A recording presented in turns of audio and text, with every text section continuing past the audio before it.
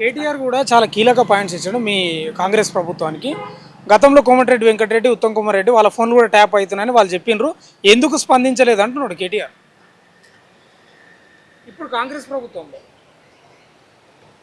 కేటీఆర్ అడిగిన వాటన్నింటికి అసలు వాళ్ళ మీద వచ్చిన ఆరోపణలకు ఇన్వెస్టిగేషన్ జరిగిన దానికి కరెక్ట్గా గతంలో ఏ ప్రజలు ఇచ్చిన అధికారంతో అయితే గద్దె మీద ఉన్నారో ఆ ప్రజల విశ్వాసాన్ని వమ్ము చేసి ఇంత అడ్డగోలుగా ట్యాపింగ్ కానివ్వండి, అవినీతి కానివ్వండి, అక్రమాలు కానీ చేసిన వాళ్ళు మళ్ళీ ఇప్పుడు ఆ, మా మంత్రులను మీద మాట్లాడడము అంటే విడ్డూరంగా ఉంది.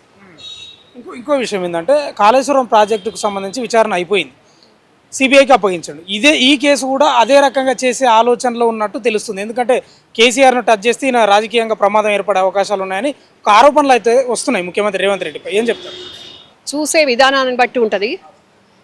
ముఖ్యమంత్రి ఇన్వెస్టిగేట్ ఆఫీసర్ కాదు, ఇన్వెస్టిగేషన్ చేసే ఆఫీసర్లు వాళ్ళ దగ్గర ఉన్న ప్రూఫ్స్ తోటి వాళ్ళు ఇన్వెస్టిగేట్ చేస్తారు. కాబట్టి వాళ్ళు ఇన్వెస్టిగేషన్ అయిపోయినాక వాళ్ళు ముఖ్యమంత్రి గారికి ఏం బ్రీఫ్ ఇస్తారో దాని ప్రకారంగా ముందుకెళ్ళడం జరుగుతుంది. కానీ ముందే మనం ఊహించుకొని ఇది కూడా సిబిఐకి ఇస్తారేమో, అట్లా ఇస్తారేమో, ఇట్లా ఇస్తారేమో అని అనుకోవడానికి ఉండదు కదా. అంటే ఊహ కాదు. ఈ కాళేశ్వరం ప్రాజెక్టుకు సంబంధించి దాదాపు 15-16 నెలల విచారణ కొనసాగిన తర్వాత ఇక కేసీఆర్ అరెస్ట్ అవుతాడు అంటే వాళ్ళు కూడా ఆఫీసర్లు చాలామంది కేసీఆర్ పేరే చెప్పినారు అనేది బహిర్గతం.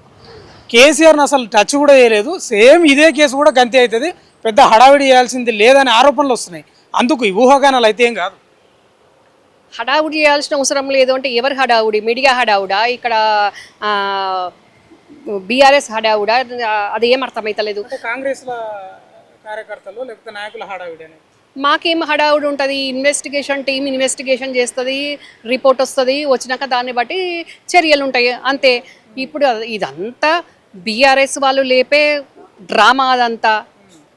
ఆ బీఆర్ఎస్ బద్మాషులు చేసిన హంగామా అదంతా.